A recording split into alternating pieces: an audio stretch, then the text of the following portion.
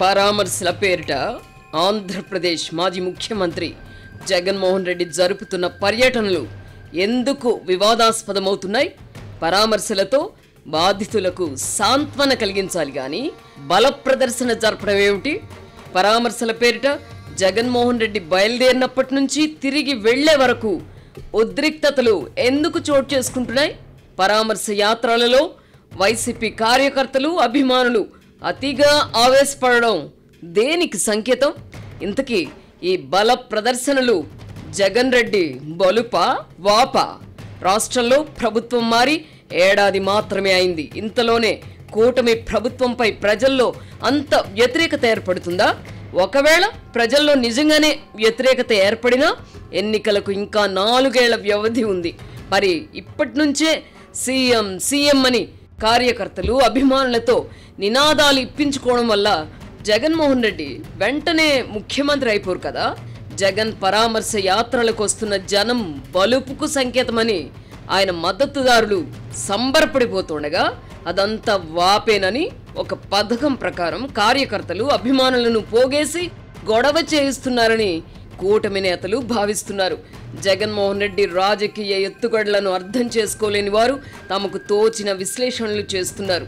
ఏడాది క్రితం జరిగిన ఎన్నికల్లో అనూహ్య పరాజయాన్ని చవిచూసిన ఆయన తేరుకోవడానికి ఎంతో సమయం పట్టలేదు.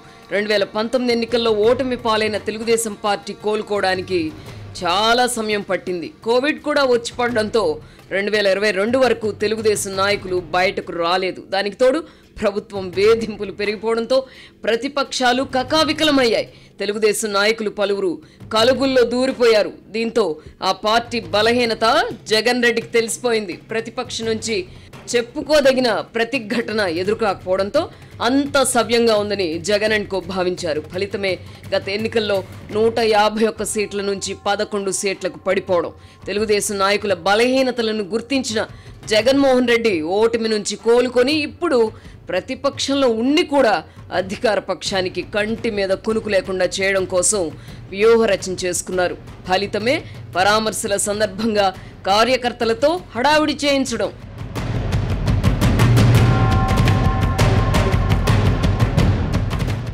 నాలుగేళ్ల తర్వాత జరిగే ఎన్నికల కోసం ఇప్పటి నుంచే హడావుడి ఎందుకు అన్న అనుమానం కలగడం సహజం. జగన్మోహన్ రెడ్డి తెలివి తక్కువ వాడు కాదు. రాజకీయంగా అతని ఎత్తుగడలు ప్రత్యేకంగా ఉంటాయి.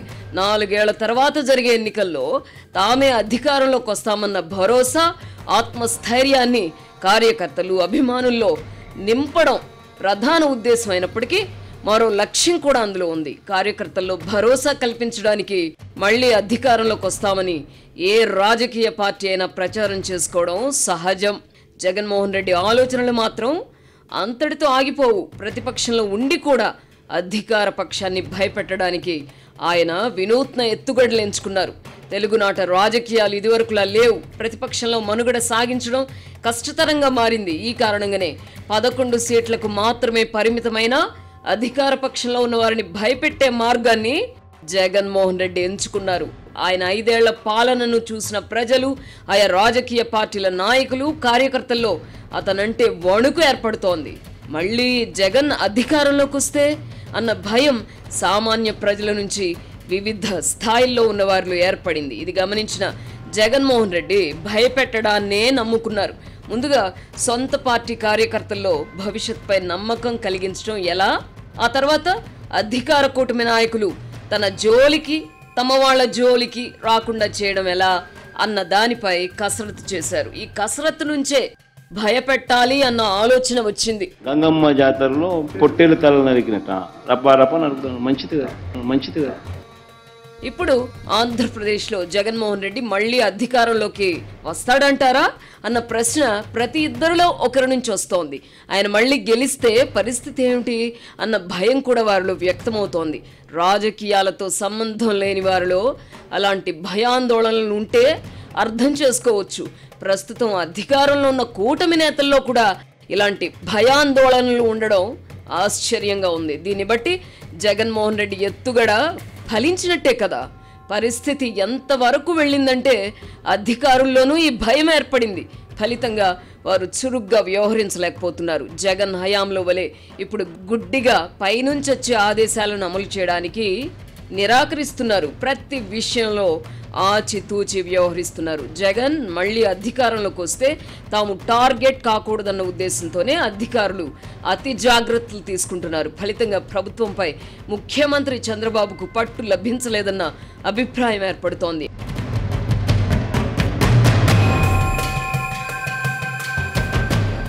అధికారుల్లో ఎవరిని నమ్మాలో తెలియని పరిస్థితి. ఏ ఉద్దేశంతో తమది మంచి ప్రభుత్వం అని చంద్రబాబు, పవన్ కళ్యాణ్ ప్రకటించుకున్నారు గాని అధికార యంత్రాంగం సహాయ నిరాకరణ వల్ల మంచి ప్రభుత్వం నినాదం కాస్త మెతక ప్రభుత్వం అన్న అభిప్రాయంగా మారిపోయింది. రాష్ట్రంలో కూటమి ప్రభుత్వం అధికారంలో ఉందా లేక జగన్మోహన్ రెడ్డి అధికారంలో ఉన్నారా అని తెలుగుదేశం కార్యకర్తలు ప్రశ్నించే వరకు పరిస్థితి వెళ్ళింది. అంటే జగన్మోహన్ రెడ్డి ఎత్తుగడ సక్సెస్ అయినట్టే కదా.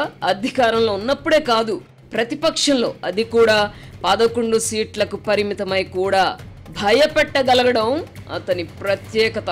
ఆంధ్రప్రదేశ్ రాజకీయాలలో ఈ పరిస్థితి ఏర్పడడం వింతగా ఉంది. అధికారంలో ఉండి కూడా భయం నీడలో బతకడం ఆశ్చర్యంగా ఉంది. ఈ భయం కారణంగా చంద్రబాబు, లోకేష్, పవన్ కళ్యాణ్ వంటి వారిని మినహాయించి మిగతా నాయకులు ప్రస్తుతానికి అధికారం అనుభవిద్దాం, 2029 తర్వాత ఏం జరిగినా మనం సేఫ్గా ఉందాం అన్న ధోరణిని అలవర్చుకుంటున్నారు. భయపెట్టే ప్లాన్ సత్ఫలితాలు ఇస్తుండడంతో జగన్ అండ్ కో మరింతగా రెచ్చిపోతున్నారు. ఈ క్రమంలోనే రప్ప రప్ప నరుకుతామన్న నినాదాన్ని అందుకున్నారు.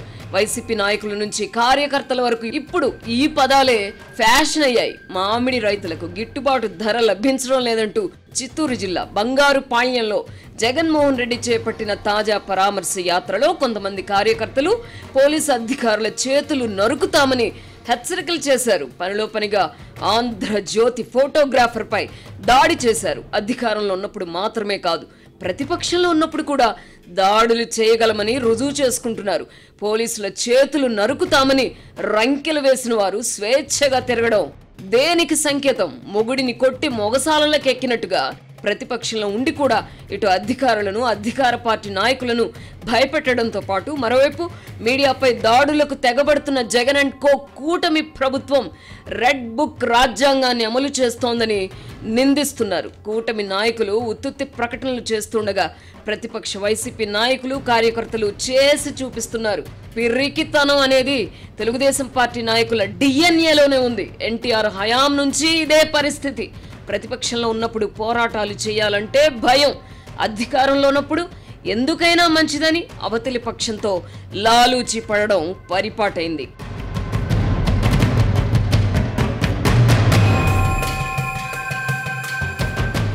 క్రిమినల్ సైకాలజీలో ఆరితేరిన వారు ముందుగా ప్రత్యర్థుల బలహీనతలను అధ్యయనం చేస్తారు. ఆ తర్వాత ఎవరిని ఎలా లొంగదీసుకోవాలో స్కెచ్ వేసి అమలు చేస్తారు. ఈ క్రమంలోనే Jagan and co Telugu Desam party శాసన సభ్యులు, మంత్రులతో గూడు కట్టుకుని ఉన్న భయాన్ని ఆసరాగా చేసుకుని విజృంభిస్తున్నారు.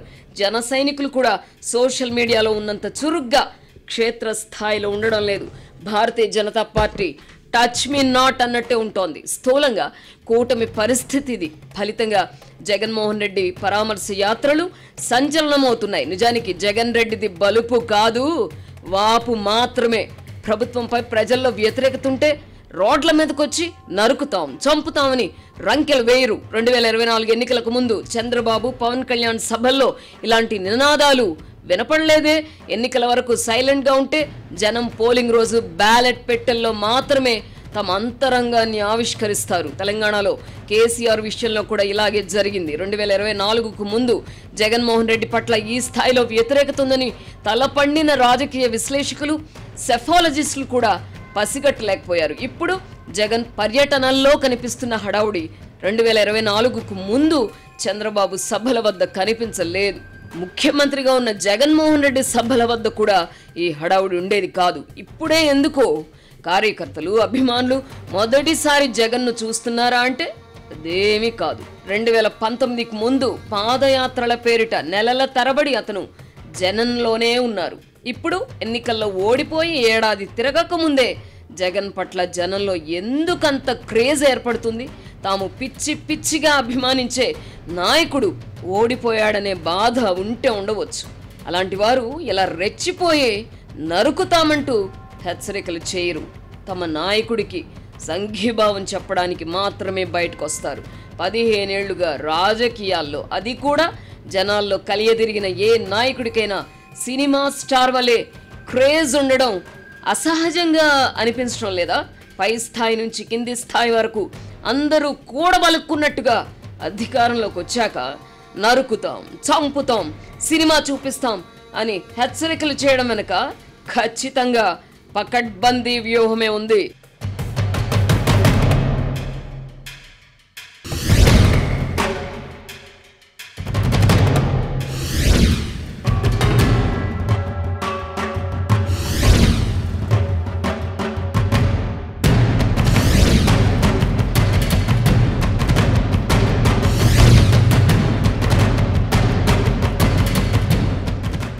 జగన్మోహన్ రెడ్డి పాలనలో గ్రామ స్థాయిలో తెలుగుదేశం, జనసేన కార్యకర్తలు అనేక వేధింపులకు గురయ్యారు, కేసులు ఎదుర్కొన్నారు. ఇప్పుడు వారందరూ ప్రతీకారం తీర్చుకోవాలని కోరుకోవడం సహజం.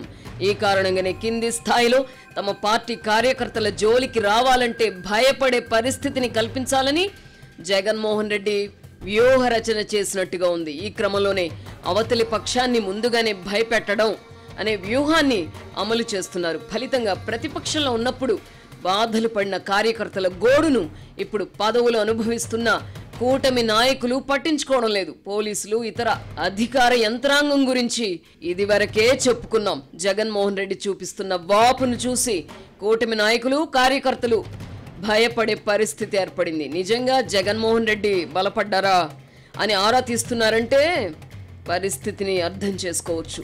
తమపై అధికారాన్ని ప్రయోగించకుండా కూటమిని కట్టడి చేయడంలో జగన్ అండ్ కో సఫలమవుతున్నారు. పరామర్శ యాత్రల సందర్భంగా అధికార పార్టీ ఎమ్మెల్యేలు ఎక్కడ దాక్కుంటున్నారో కూడా తెలియదు. ప్రతిపక్ష నాయకుడికి వ్యతిరేకంగా కనీసం ప్రకటనలు చేయడానికి కూడా వారు సిద్ధపడడం లేదు. అంటే జగన్ జోలికి ఎవరు రాకుండా కట్టడి చేయడానికై స్టెరాయిడ్స్ మాదిరిగా పరామర్శ యాత్రలను బల ప్రదర్శనగా జగన్మోహన్ రెడ్డి మార్చుకుంటున్నారు. అధికార కూటమి నాయకులు, కార్యకర్తల్లో భయం నెలకొల్పిన జగన్ అండ్ కో ఇప్పుడు మీడియాను కూడా టార్గెట్ గా ఎంచుకోబోతున్నారు. మాజీ మంత్రి పేర్ని నాని శుక్రవారం నాడు చేసిన వ్యాఖ్యలే ఇందుకు నిదర్శనం. చీకట్లో కన్ను కొట్టగానే పనైపోవాలి గాని రప్పా రప్పా అంటూ గోల చేయడం ఏమిటి? మన శత్రువులను చెప్పకుండా వేసేయాలి అని పేర్ని నాని కార్యకర్తలను పరోక్షంగా రెచ్చగొడుతున్నారు. కార్మిక సంఘాల నాయకుడిగా, రాజకీయ నాయకుడిగా లబ్ధ ప్రతిష్ఠుడైన పేర్ని కృష్ణమూర్తి కుమారుడైన పేర్ని నాని ఇలా మాట్లాడడం శోచనీయం. సహవాస దోషం కాబోలు. అధికారంలోకి వస్తే నరుకుతామని వాగడం వల్ల ప్రజల్లో వ్యతిరేకత ఏర్పడే ప్రమాదం ఉందని, నరుకుదామనుకున్న వారిని చెప్పకుండానే నరకాలని, చీకట్లోనే పనైపోవాలని టిప్స్ ఇచ్చే స్థాయికి ఆయన దిగజారారు. తాజాగా జగన్ను వ్యతిరేకించే మీడియాను కూడా ముక్కలు ముక్కలుగా నరకాలని ఆయన కార్యకర్తలకు నూరిపోస్తున్నారు. మీడియాను టార్గెట్ గా ఎంచుకోవడంలో ఎవరికి ఎవరు ఆదర్శమో తెలియదు గాని భారత రాష్ట్ర సమితి, వైసీపీలు అవిభక్త కవలలుగా వ్యవహరిస్తున్నాయి. రాజకీయ పార్టీలు తమ రాజకీయ ప్రత్యర్థులతో తలపడాలి గాని మీడియాను తమ ప్రత్యర్థులుగా ప్రకటించుకోవడాన్ని ఇప్పుడే చూస్తున్నాం. స్వాతంత్ర్యం వచ్చిన నాటి నుంచి అనేక మీడియా సంస్థలు ఆయా ప్రభుత్వాలకు మద్దతునివ్వడం, విమర్శించడం చూసాం. తమ ప్రభుత్వాన్ని విమర్శించే మీడియాను ఇప్పటి వలె రాజకీయ ప్రత్యర్థిగా ఎవరూ ప్రకటించలేదు. అత్యవసర పరిస్థితి ప్రకటించినప్పుడు ఇండియన్ ఎక్స్ప్రెస్ వంటి అనేక పత్రికలు అప్పటి ప్రధానమంత్రి ఇందిరాగాంధీని వ్యతిరేకించాయి. అప్పుడు ప్రభుత్వ పరంగా సదరు పత్రికలకు ఇబ్బందులు సృష్టించారు కానీ ఆయా పత్రికల యాజమాన్యాలు, సిబ్బందిని ఇందిరాగాంధీ తన రాజకీయ ప్రత్యర్థులుగా ప్రకటించలేదు. ఉమ్మడి రాష్ట్రంలో రాజశేఖర్ రెడ్డి ముఖ్యమంత్రిగా ఉన్నప్పుడు ఈ ధోరణికి శ్రీకారం చుట్టారు. రాష్ట్ర విభజన తర్వాత తెలంగాణలో కేసీఆర్, ఆంధ్రప్రదేశ్లో జగన్మోహన్ రెడ్డి మీడియాను రాజకీయ ప్రత్యర్థులుగా ప్రకటించుకున్నారు. తెలంగాణ శాసనసభకు తొలిసారిగా ఎన్నికైన కొందరు సభ్యులు ప్రమాణ స్వీకారం సందర్భంగా ఇబ్బంది పడడాన్ని ఏబిఎన్ ఆంధ్రజ్యోతి ఛానల్ హేళన చేయకపోయినా చేసినట్టు ప్రచారం చేసి తెలంగాణలో ఛానల్ ప్రసారాన్ని అడ్డుకున్నారు. 2024 ఎన్నికలకు ముందు జగన్మోహన్ రెడ్డి కూడా ఎంపిక చేసిన కొన్ని మీడియా సంస్థలను రాజకీయ ప్రత్యర్థులుగా ప్రకటించుకున్నారు. ఈ పని కేసీఆర్ చేసినా జగన్మోహన్ రెడ్డి చేసినా అది వారి బలహీనతకు నిదర్శనం. ఈ ఇరువురు నాయకులకు సొంత మీడియా సంస్థలున్నాయి. అధికారం కోల్పోగానే ప్రభుత్వాలపై వారి మీడియా సంస్థలు ఎంత దారుణంగా దుష్ప్రచారం చేస్తున్నాయో చూస్తున్నాం. ఆంధ్రప్రదేశ్లో 2014-19 మధ్యకాలంలోనూ 2024 నుంచి నేటి వరకు జగన్ మీడియా కూటమి ప్రభుత్వంపై ఎంతలా విరుచుకుపడుతున్నదో చూస్తున్నాం. తెలంగాణలో కేసీఆర్ మీడియాది అదే ధోరణి. తమ దారికి రాని మీడియా సంస్థలకు ప్రభుత్వ పరంగా ప్రకటనలు నిలిపివేయడం గతంలోనూ జరిగింది. అధికారంలో ఉన్నప్పుడు కేసీఆర్, జగన్మోహన్ రెడ్డి ఆంధ్రజ్యోతి సంస్థకు పైసా ప్రకటన కూడా ఇవ్వలేదు. అయినా వాటిని మేం ఖాతరు చేయలేదు. ఇప్పుడు అంతటితో ఆగకుండా మీడియాపై దాడులు చేయాలన్న నిర్ణయానికి కూడా రావడం ఆశ్చర్యంగా ఉంది. ఈ ధోరణి సమర్థనీయమైతే కేసీఆర్, జగన్మోహన్ రెడ్డి మీడియాలపై ఏ స్థాయిలో దాడులు చేయాలి? తెలంగాణ ముఖ్యమంత్రి రేవంత్ రెడ్డి అధికారంలోకి వచ్చి ఏడాదిన్నరైనా కేసీఆర్ మీడియా గురించి పల్లెత్తు మాట అనలేదు.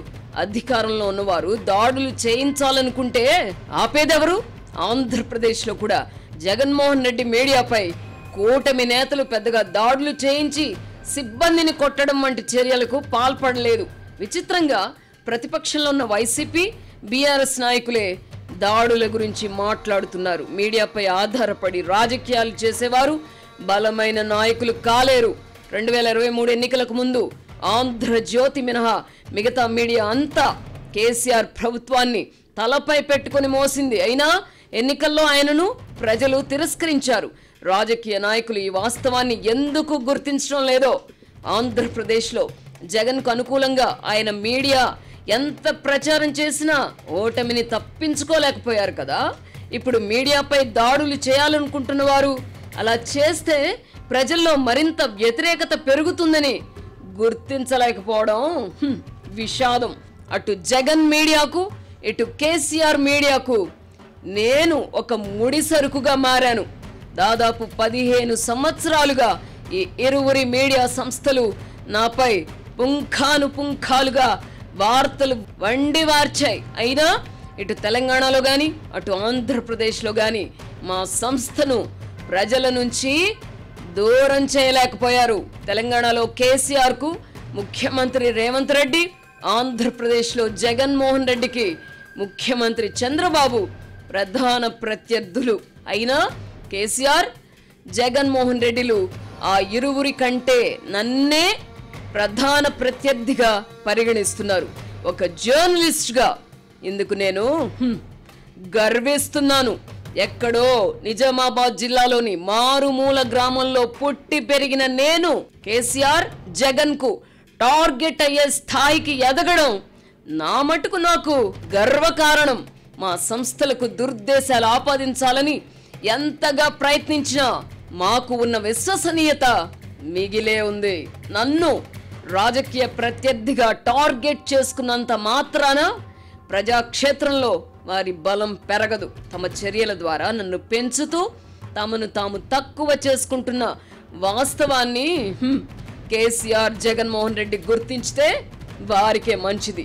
కొంతమంది రాజకీయ మరగుజ్జులు, విదూషకులు చేసిన ప్రకటనలకు స్పందించవద్దని, అలా చేస్తే వారి స్థాయి పెరుగుతుందని భారత రాష్ట్ర సమితికి చెందిన కొంతమంది ముఖ్యులు నాకు సలహా కూడా ఇచ్చారు.